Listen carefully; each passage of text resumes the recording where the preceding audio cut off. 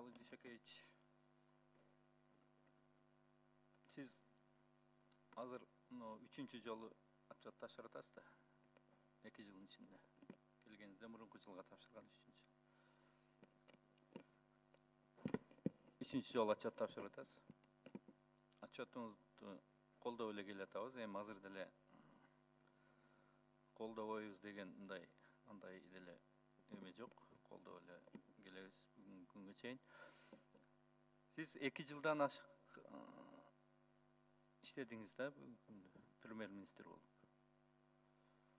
Ага чейин первый-вице болуп да иштедиңиз, өмүр бою өкмөттүн эмесине келатасыз.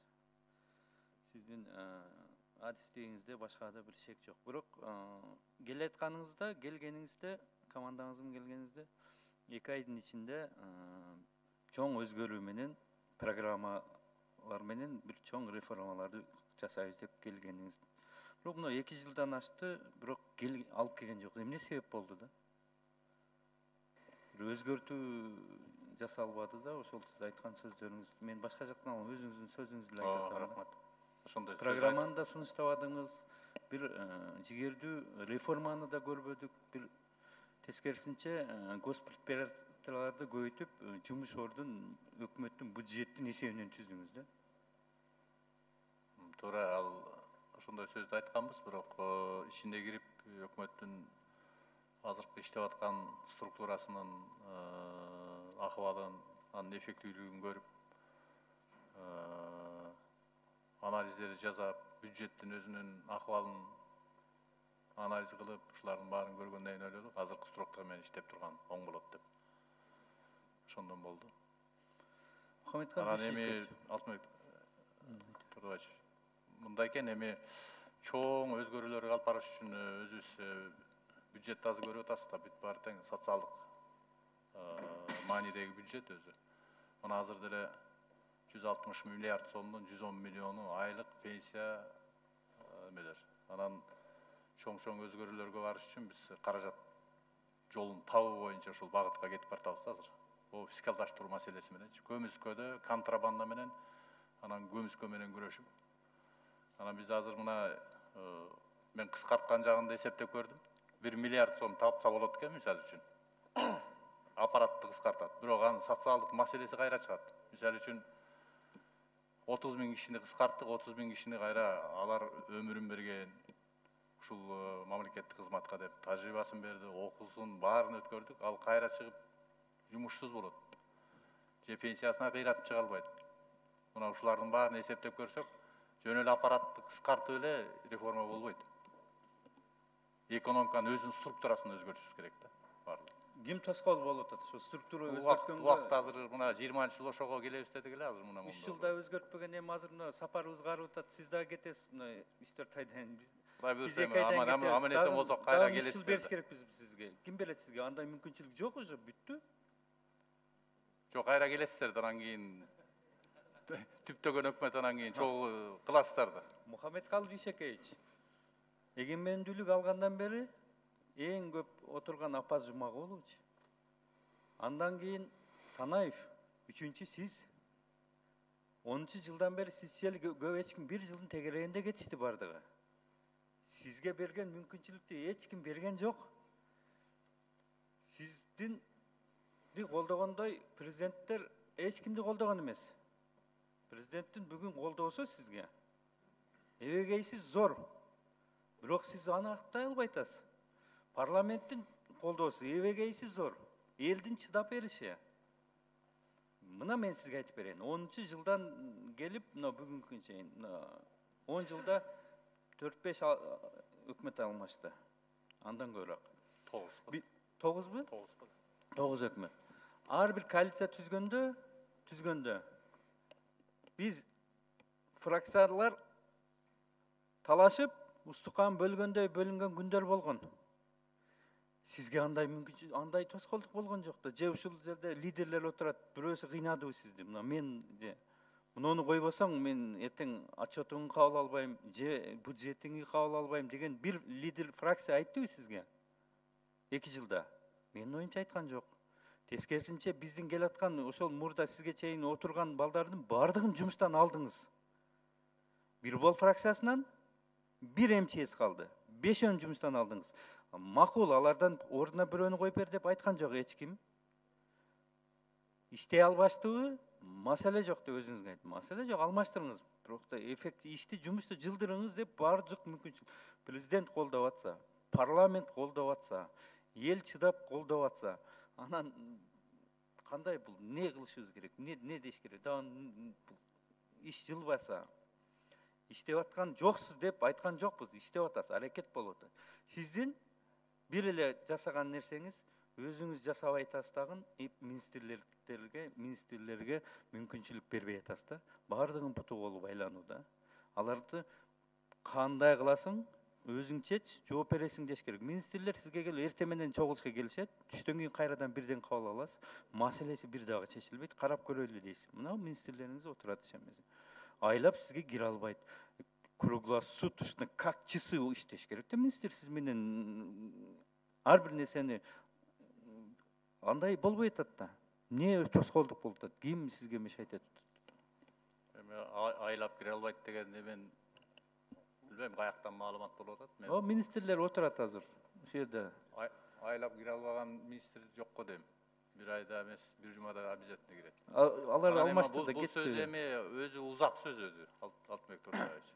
Ошон үчүн мен каалар элем азыр 20-жылды аман-эсен оорудан, илдеттен айыгып кеткен ушул эме болуп калды азыр.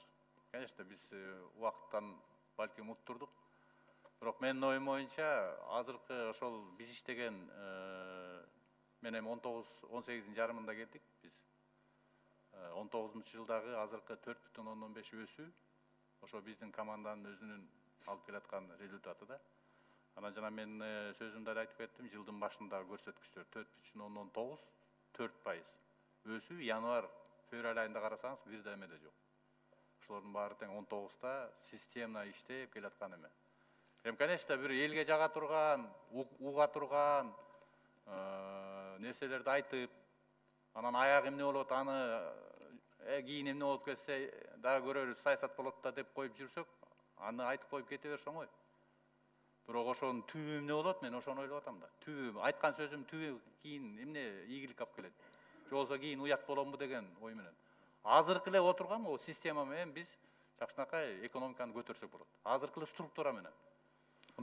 Ким тоскоол болуп атат? Жок, азыркы менен эми 19-жылдагы азыр көрсөткүчтөр ошондой да. Биз эми сөз сүрөтүгө бирин алып бирин кошкондон эч нерсе өзгөрбөйт. Биз мен өкмөттөрдүн бирин алып бирин кошуп, элге жага турган нерселерди кылгандардын баарын анализ кылып көрдүм. Бир да пайдасы тийген эмес. Наоборот, структуралардан баш айланып, ким эмнеге жооп берет, кимиси ким мамлекеттик саясатты алып барат. Мына азыр айыл чарбасы боюнча эле. Айыл чарбасын кээ бирлерибиз айтып атабыз, жоюп салалар депчи.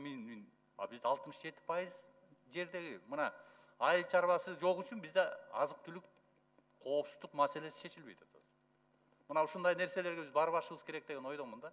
Конечно, ар кимибиздин өзүбүздүн реформа боюнча оюбуз бар. Мен реформатормун дегендердин дагы кылган иштерин баарын көрүп, анализ кылып көрүп атам мен. Андан көрө сиздер мына колдоп атасыздар, рахмат. Президентибиз колдоп атат, мен муну баалайм. Силер да колдоп атасыңар. Мен ойлогом 20-жылы биз коррупция маселесин, контрафакт маселесин чечсек, 30-50 миллиард сом түшсө, мына ошондо реформа кетет. Пенсияңарды беребиз, жолдорубузду салабыз, социалдык объектилерди салабыз. 20-жыл эмне болду эми? Коронавирус мешайт этти да. Эми Кудай жалгап. Жок, Кудай жалгап эмес. Кудай жалгап эмес. Чында башка тоскоол жок эле да. Мен наоборот, азыр кыйналып аткан, азыр мен ойлоп атам, бул отурган, сиз да үйдө отурганда ойлондуңуз да көп нерсени, туурабы? Минтиш керек турбайбы деп. Элдин баары өзгөчө бизнес ойлонду азыр. Чыккандан кийин азыр башкача болот. Ошон үчүн биз жанагы арзан кредит, узак мөөнөттүк кредит берсек, элибиз башкача болот. Мухаммедкалый Дүйшөкенович, арзан кредит. Өкмөттүн 3 банкы бар. РСК, Айылбанк, анан Керемет. Канча проценттен акча берип атат билесизби? Өкмөттүн банктары. Эми ал жерде мындай, жок, ошону билем. Процент канча?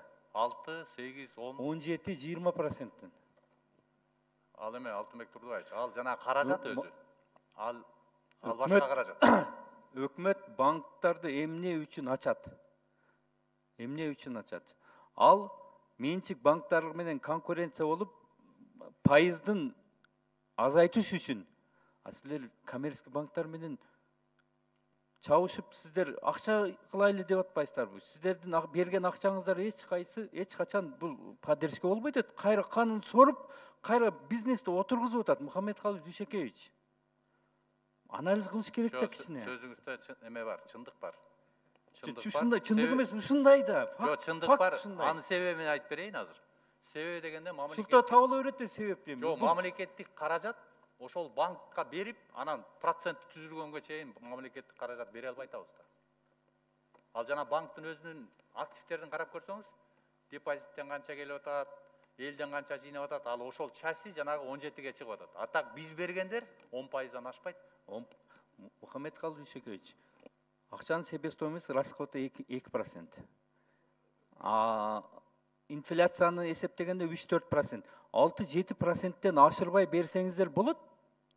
Эмне үчүн 16%, эмне үчүн 22% беришиңиздер керек сиздер? Андай болбош керек да. Чындап андай саясат, андай акчаны мамлекет бергенде андай саясат болбош керек да. Дүйнө 2%, 1%, 0%тен берип атат мамлекети. А сиздер өзүңүздөрдүн жарандарыңыздарды өзүңүздөр отургузуп атасыздар сизге. Коммерческий банктар менен чабышып алып.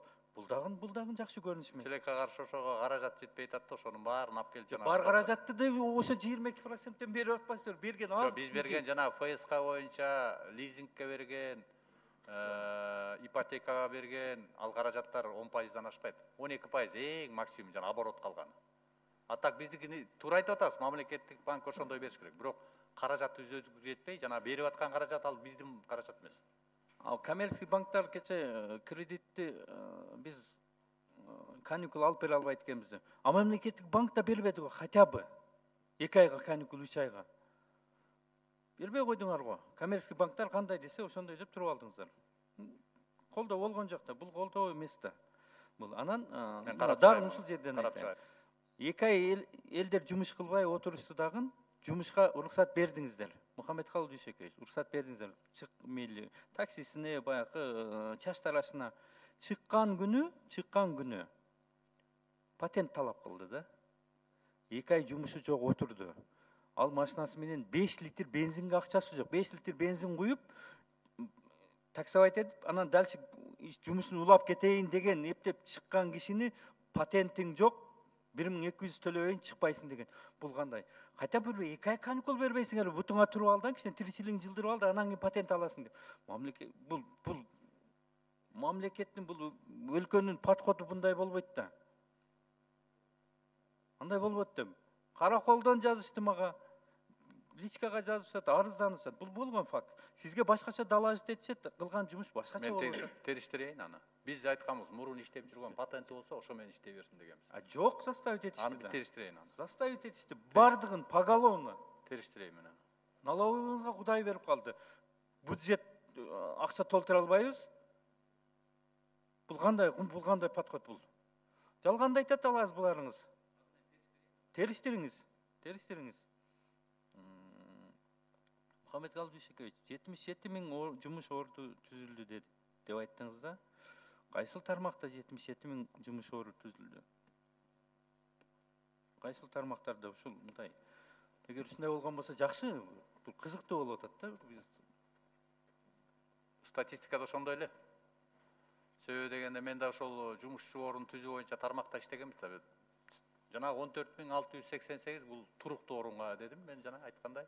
А беркелер болсо кичинекей магазин ачты, кичинекей бир ишканасын ачты, жер алып иштетти, арендага алды деген ушулардын баарын эсептегенде өз алдынча дегени госпредприятие түзүп канча жумуш ачып бердиңер билбейм, башка мындай частныйлар кайсы госпредприятие? Биз госпредприятиялар түзүп атпайбызбы? Былтыр кайсы ГПларды жаңы эмени түздүк, туризм боюнча. Туризм бүгүнкү күндө мына туризм кетменчини турист деп жазып алсаңыздар. Кирген жумушчу, мамлекетке кирген жумуш кылган ал туристпи же ал кандай түшүнүк бар анда? турист деген бул кыдырып барып ошол мамлекетке бизге келип акча таштап кетсе, ал турист болуш керек. А бизге келип жумуш жасаган, бизден жумуш жасап, иш кылып, услуга көрсөтүп, биздин ишибизден акчаны чыгарып кетсе, айлык алып жөнөтөт эми родинасы. Ал турист эмес да. Ооба, туура. Ушуну да ушу статистикаңар ушундай жүрөт да. Мына да мен сизге реформа жүргүзбөй башка десем, көз карашың башка деп атасыз да мына. 6 миллион населениябыз бар. Мухаммедкалый Дүйшөкөевич. 3 миллиону дети, балдары да. 3 миллион взрослый. Анын 1 миллиону пенсия, пособие алгандар. 2 миллион калып атат. 2 миллионун 1 миллиону мигрантыбыз. Мигранттар дагы поддержкалык акча жөнөтүп атат. Бул жерде 1 миллион калып атат да, ишке жараган, Кыргызстандын ичинде 1 миллион ишке жараган адам. Ошол 1 миллиондун 400 миңи мамлекеттен айлык алган кызматкерлер. Жөнөкөйдөн сизге чейин, бизге чейин. 600 миң адам иштеп атат да. 600 миң адамдын иштеген ишкердин үстүнө бардыгыбыз минип алганбыз, сиз экөөбүз дагы. 6 миллиондан 600 миң адам иштеп атат. Бул справедливобу? Менин оюмча несправедливо. Аны тонойбуз по белому, по черному. Взяткасын да алабыз, очередке тургузуп алып, адан паспорт столуда очеред, риодо очеред, любой жерде очеред, тааныш билишсиз эме болбойт. Аларды салыкты төгүп атат. Мына реформаны мындай ойлонуш керек деп. Менин оюмча 400 миң мамлекеттик кызматкер көп.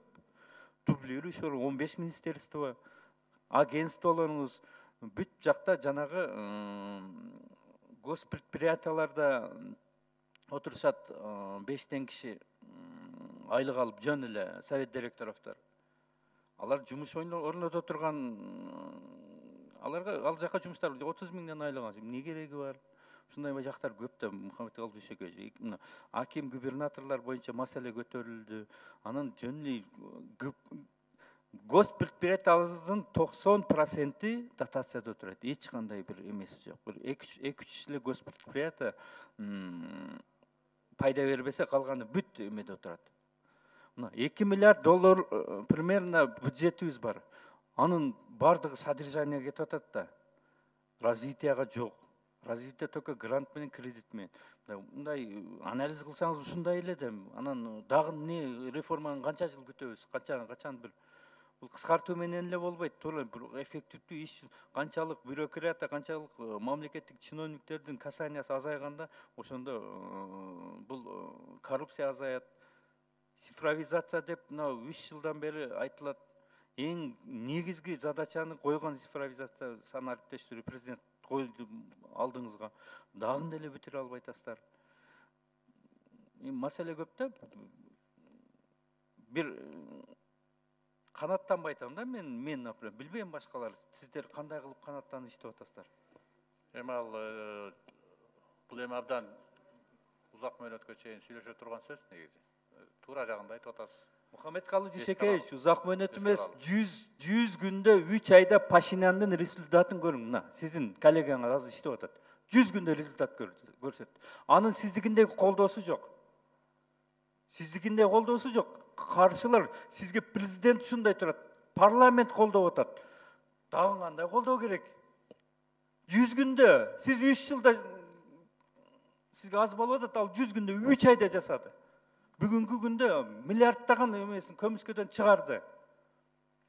Иштесе болот экен го. Кандай эми? Бул дагы эмне деп шылтай айтасыздар? Рахмат калыбыз. Эске алабыз. Рахмат. Алтынбек Турдубаевич, кийинки сөз Табылдыга барышты. Рахмат. Канат Кезбек, саламатсыздарбы? Мухаммед